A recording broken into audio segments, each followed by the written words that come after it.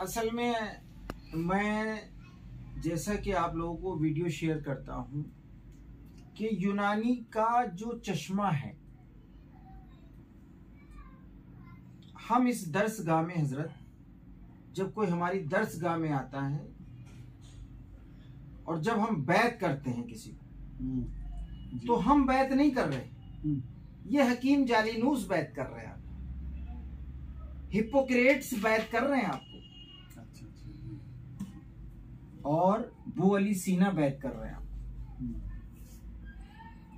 ये उनकी मोहब्बत और जुनून और जज्बात ने हकीम केटी अजमल साहब को अल्लाह ने एक काम के लिए मुतय्यन किया कि हकीम केटी अजमल दुनिया को फैज़ यूनानी के जरिए कैसे पहुंचाना है, इसके लिए मुंतखब किया गया डॉक्टर अलाउद्दीन को कि एज ए खादिम की हैसियत से डॉक्टर अलाउद्दीन आपको यूपी से चश्म जारी करना है, जिसको के घर घर तक यूनानी को सलीके से पहुंचाने का हुनर, चश्मा जारी करना, सलीके से यूनानी को पहुंचाना है, एक एक जन तक किस तरह से यूनानी का कंसेप्ट है। पिछले 5 साल से हमने इस पर वर्क शुरू किया और अल्हम्दुलिल्लाह लोगों में अवेयरनेस आई। अब आपका बैच तो अल्हम्दुलिल्लाह बहुत पुराना है, आपने यूनानी का चश्म 1988, ये बहुत पुराना, हम आज के बच्चे हैं, लेकिन जो जुनून है वो 500 साल पुराना चाहिए।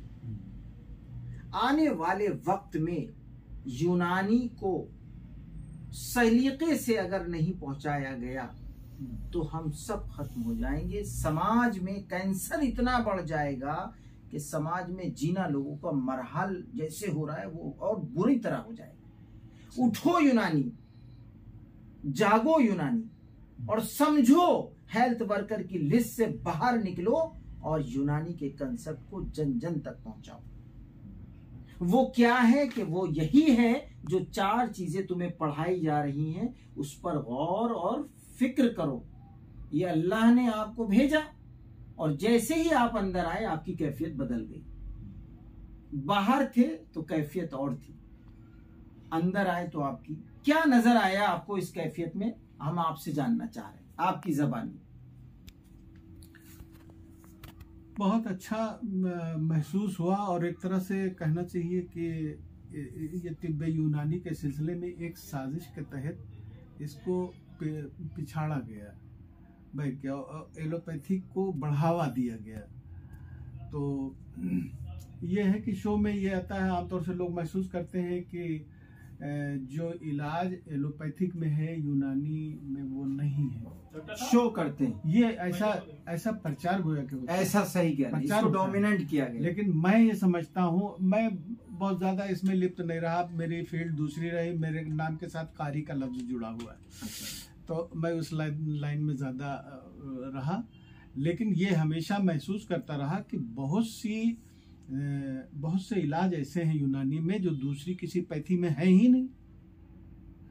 और अब तो बहुत सी दवाएं इजाद हो गई हैं, बन गई हैं, जैसे इस्लाह मैदा, कोई खास दवा थी ही नहीं, खासतौर से एलोपैथिक में नहीं थी।